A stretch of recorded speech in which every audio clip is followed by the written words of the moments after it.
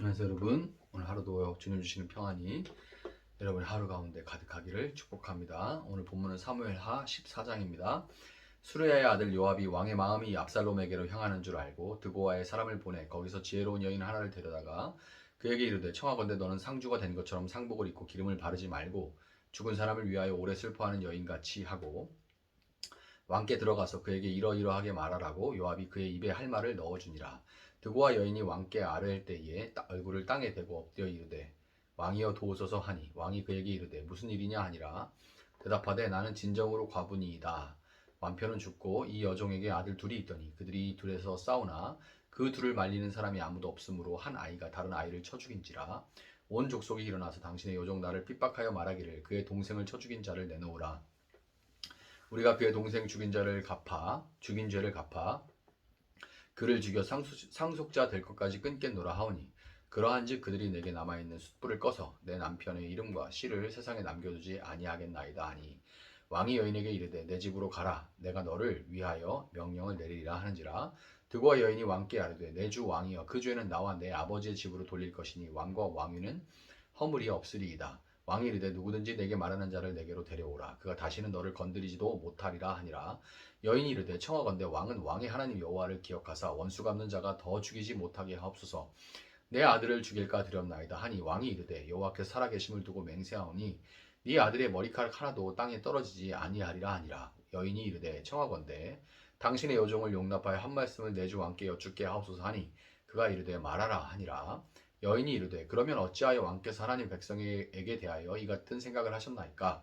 이 말씀을 하심으로 왕께서 죄 있는 사람 같이 되심은 그 내쫓긴 자를 왕께서 집으로 돌아오게 하지 아니하심이니이다. 우리는 필경 죽으리니 땅에 쏟아진 물을 다시 담지 못함 같을 것이오나 하나님은 생명을 빼앗지 아니하시고 방책을 베푸사 내쫓긴 자가 하나님께 버린 자가 되지 아니하게 하시나이다.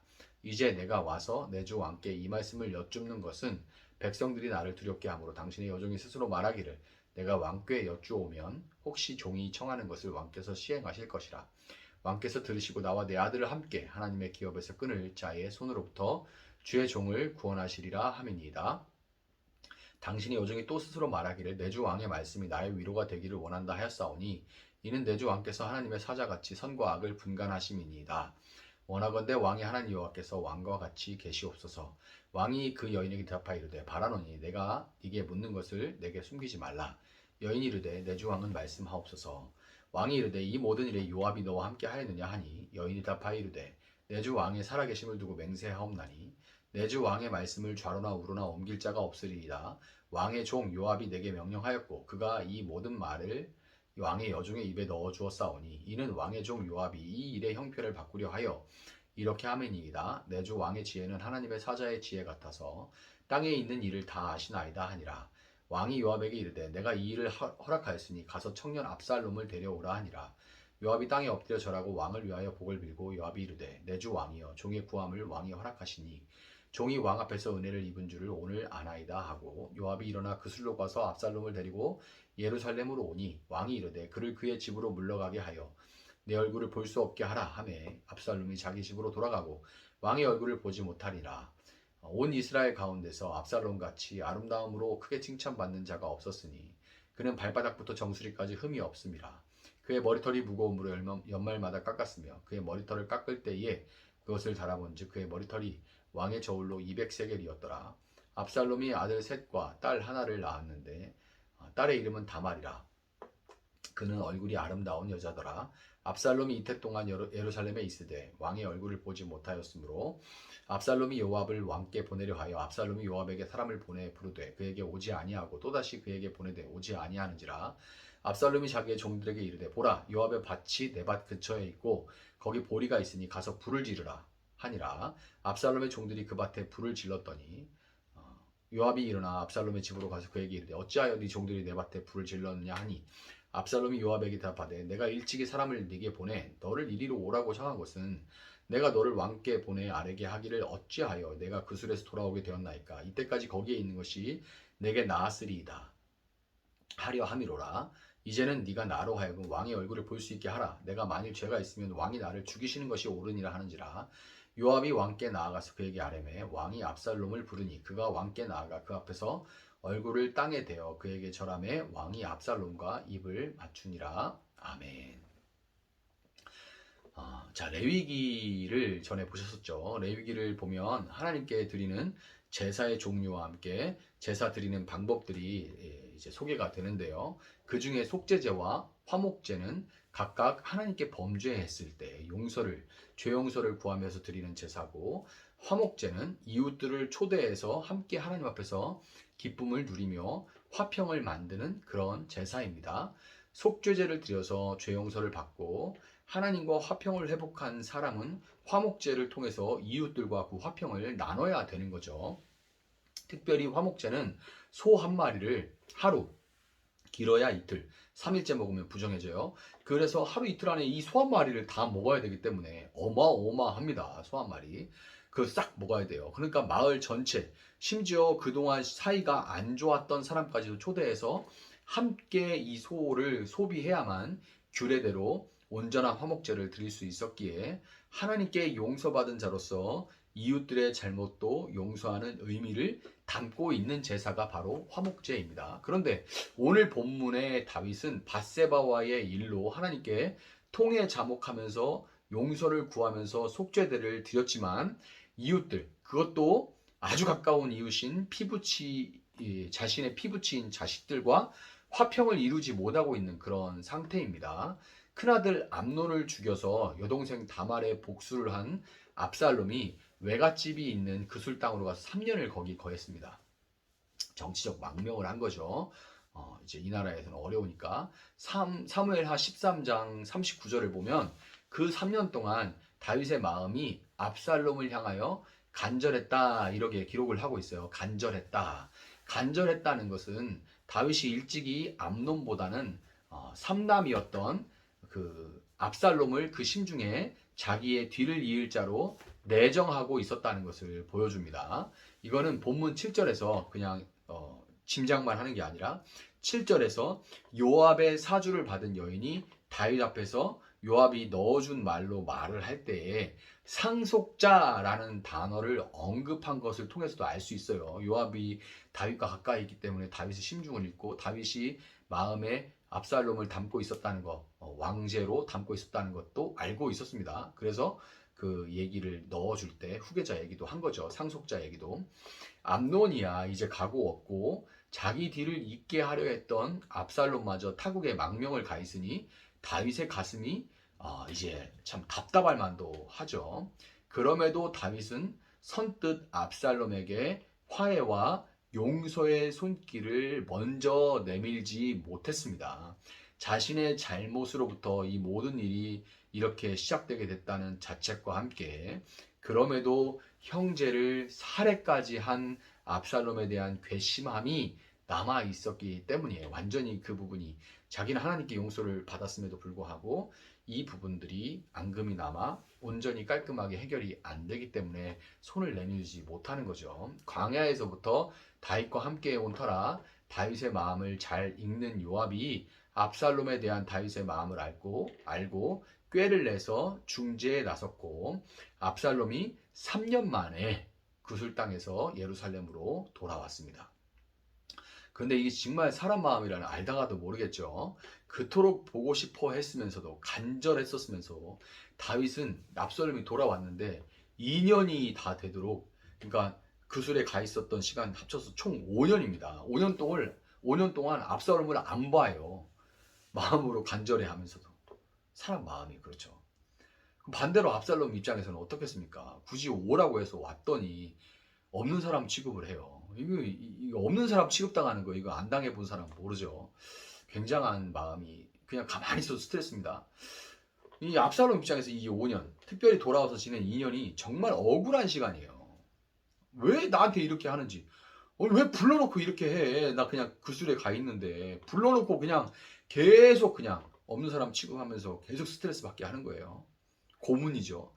사실 이 강간을 한 암논이 잘못이고 율법에 따르면 그런 자는 돌로 쳐 죽이는 것이 마땅함에도 불구하고 아무것도 하지 않아서 이를 키워놓은 거는 아버지 다윗인데 자신만 죄인이 돼서 미움을 받고 있다고 막 계속 그 마음에 울분과 분노가 계속 커지는 거죠. 억울함. 에베소 6장 4절은 아비들아 너희 자녀를 노엽게 하지 말고 오직 주의 교훈과 훈계로 양육하라 이렇게 말씀하시는데, 다윗의 어리석은 이 자존심은 이 아들을 자녀를 노엽게 만들고 있었던 겁니다. 다윗이 먼저 하나님 앞에 용서를 받은 자로서 압살롬에게 손을 내밀고 압살롬을 끌어안았다면 참으로 좋았을 것을, 결국 압살롬이 요압을 통해서 아버지와 만날 수 있는 자리를 억지로 마련하게 됐고, 둘은 5년 만에 겨우겨우 재회를 했지만 그 자리는 모두가 바라는 그런 눈물겨운 화해와 회복의 자리가 될 수는 없었습니다. 끌어안고 입을 맞추, 거기 중동의 입 맞추, 그 인사법대로 입을 맞췄지만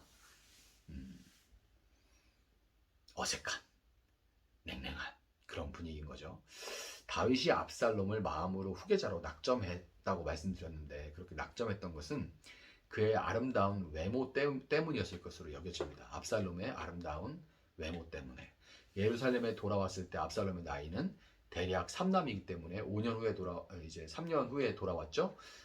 그리고 2년의 시간이 지났는데 지금 이제 다윗을 다시 제외했을 때쯤의 나이는 이제 암논이 죽을 때 나이와 비슷한 20대 초반 한 23, 4 정도였을 건데, 성경은 이례적으로 25절과 26절에서 이 압살롬의 아름다운 외모를 극찬합니다. 이렇게 자세하게 외모에 대해서 칭찬하는 부분도 없어요. 그러니까 이게 왜 이런 부분이 자세하게 기록이 됐냐면, 다윗이 압살롬을 후계자로 낙점한 원인이 무엇인가를 거기다 기록하고 있는 겁니다. 그런데 여러분, 다윗이 압살롬의 외모를 보고 그를 그의 후계자로 낙점한 것은 이스라엘이 사울을 택했을 때 범했던 실수였고, 사무엘이 다윗의 형제들을 택했을 때 범했던 동일한 오류입니다. 다윗은 그렇게 오류를 범하는 모습들을 다 봐왔었죠. 그런데 자기도 지금 똑같이 하고 있는 거예요.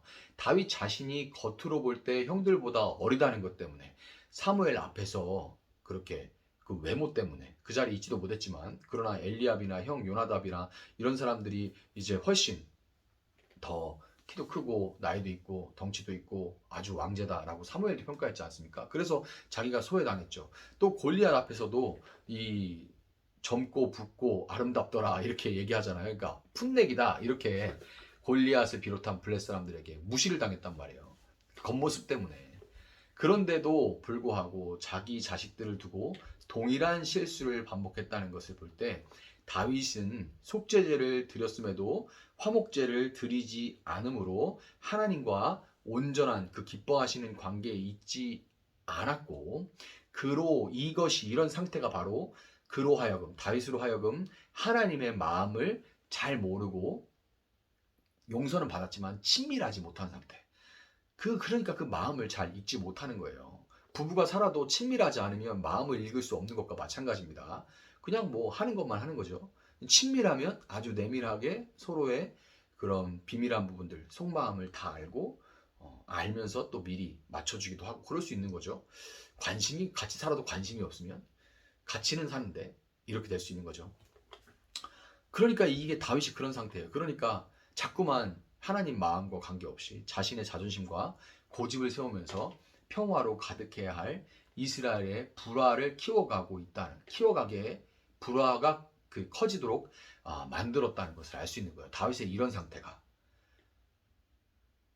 다윗이 지금 자꾸만 이런 상태로 있는 것이, 죄의 영향력에 영향을 받은 그것이 끊어지지 않고 자꾸만 이렇게 불화로 키워지게 만드는 그런 원인이 됐다는 것을 지금 성경이 보여주고 있는 겁니다. 여러분, 우리는 주기도문으로 기도할 때 우리가 우리에게 죄 지은 자를 사하여 준 것 같이 우리 죄를 사하여 주옵시고 라고 기도합니다. 우리가 우리에게 죄 지은 자를 사하여 주는 화목제를 드리지 못하면 우리 죄를 사하여 달라는 속죄제 또한 제대로 드릴 수 없는 것이고, 우리는 하나님을 믿는다, 구원받았다 라고 하면서도 마치 다윗과 같이 하나님의 뜻을 제대로 살피지 못하고 내 뜻대로 내 고집대로 살아가게 되는 겁니다. 이사야서 53장 10절은 예수님을 속죄 제물로 칭하고, 요한 1서 2장 2절은 그는 우리 죄를 위한 화목 제물이니 우리만 위할 뿐만 아니요 온 세상의 죄를 위하심이라 이렇게 기록을 합니다. 예수님은 속죄제요 화목제물이 되어주신 거예요. 예수님이 속죄제물과 화목제물이 되어주셨기 때문에 우리는 하나님과 화평을 이루었을 뿐만 아니라 그 예수님의 이름으로 기도하며 나아갈 때 이웃들과 화평을 만들 수 있는 존재가 되었어요. 여러분이 이 사실을 믿으시고 오늘도 예수님의 이름으로 기도하고 먼저 용서받은 자로서 압살롬과 같은 자들에게 내 손을 내밀고 그들을 품을 수 있는 그런 여러분들, 그래서 속죄제와 화목제를 온전하게 드림으로 하나님과 친밀한 관계로 살아갈 수 있는 여러분들이 되시기를 예수님의 이름으로 축복합니다. 잠시 기도하겠습니다. 사랑하시는 하나님 감사합니다. 우리가 먼저 용서받은 자로서 큰 죄를 용서받은 1만 달란트 용서받은 자로서 100데나리온 빚진 자들을 용서하지 못하고 그들의 빚을 탕감해 주지 못하고 화목제를 온전히 드리지 못하고 이웃들과 화평을 드리지 못하고 하나님이 우리에게 맡기신 땅에 불화의 그늘을 덮게 하고 분란의 씨앗을 심을 때가 얼마나 많은지 모릅니다. 주님, 우리가 하나님과 온전한 관계를 맺어갈 수 있도록 주기도문으로 기도하는 자로 예수 그리스도 우리의 속죄죄와 화목제물이 되어진 예수 그리스도의 이름으로 기도하는 자로서 온전한 제사를 하나님께 올려드리는 저희들 되어지고 하나님과 친밀한 관계를 맺고 살아갈 수 있는 저희들 될 수 있도록 하나님 함께하여 주시기를 원합니다. 그렇게 우리를 바꿔가실 하나님을 찬양하며 감사하며 예수님의 이름으로 기도합니다. 아멘. 오늘 주신 말씀 붙들고 계속해서 기도합니다.